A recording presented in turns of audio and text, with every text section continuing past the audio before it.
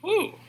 Hello, my name is Jake Lee from North Clackamas Schools in Oregon, and I am here to I'm here to challenge the elementary educators in the room to shift the core focus from the coding and programming in your classroom away from the tools and more towards the powerful thinking that it promotes in our youngest learners. Now, as an early childhood educator and a digital literacy coach for the past 11 years, I often hear teachers proclaim, I teach coding, and when I take that conversation further, I often hear, I let my kids go on code.org or whatever preset curriculum exists when they complete their work.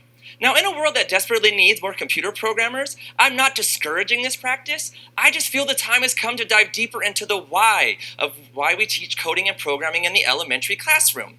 Quite often I hear from teachers, I finished the code.org curriculum. Now what? And just as often, I'm asked by parents, why do elementary kids even need to learn this? I attempt to tell them it's an essential 21st century skill. That's like giving kids a superpower to communicate and control the devices around them. It's like learning another language. I attempt to break down computational thinking to them, but I'm quite often met with, bored looks and glassed over eyes. I've determined that this reaction comes from not seeing the deeper impact that coding and programming can have in our classrooms. So now what? What can teachers do to seamlessly embed coding and programming into their elementary level classrooms? The key is in computational thinking. The four elements of computational thinking are decomposition, pattern recognition, abstraction, and algorithm design, which are all kind of fancy and boring words for looking deeply at problems while looking for creative and efficient ways to solve them. Say what?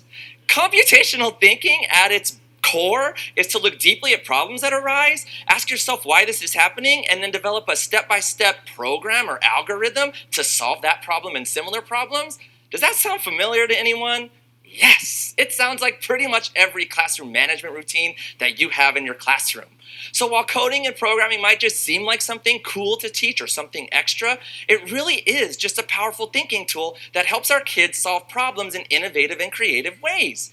And while those big computational thinking words might sound intimidating, they're really naturally suited for young learners because they promote creating, tinkering, debugging, and persevering, which are things that our kids are doing naturally every day anyway. So when you are developing reading strategies, why not embed coding language to teach your kids tricky words? Because when the kids in my classroom come to a tricky word, they follow the common routine. Is your mouth ready? Say the word slowly, look for chunks. Does it make sense? That sounds a lot like an algorithm. Elementary writers follow a very common writing routine: brainstorming, planning, sketching, writing, editing, publishing. Couldn't we easily just call that our writing algorithm? And couldn't we, when problems arise in these routines, because we all know they always do, couldn't we just find the bugs in those programs, think deeply about it, and revise it? Couldn't this seamless integration of coding thinking and language promote kids to seamlessly embed coding in, code the stories that they read and write? Kelso's choices for solving problems could easily be thought of as Kelso's algorithm for solving conflicts, where your students look deeply at the problems that arise and then think of step-by-step ways to solve those problems. Coding was most powerful in my first grade class when it became a natural tool for kids to share out their learning and their thinking. Giving kids the opportunity to code their learning at the end of the unit became wildly popular and a choice they made often.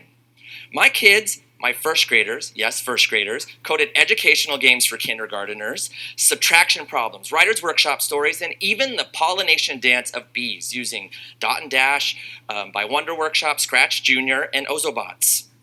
Coding will also naturally spark collaboration in your classroom. Teaching kids to collaborate in more meaningful ways is a goal of most teachers. So coding naturally has your kids collaborate in authentic and challenging ways. Educational technology tools are best when they enhance, not replace, the curriculum in your classroom. And all I'm asking is that you bring coding along for the ride.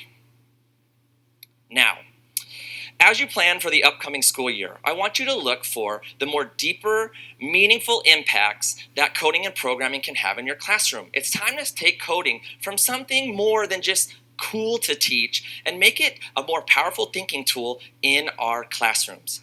Thank you so much for taking the time to hear about my passion for coding and programming today, and I look forward to the world as we train our future coders, programmers, and designers. Thank you very much. Go Oregon! Woo!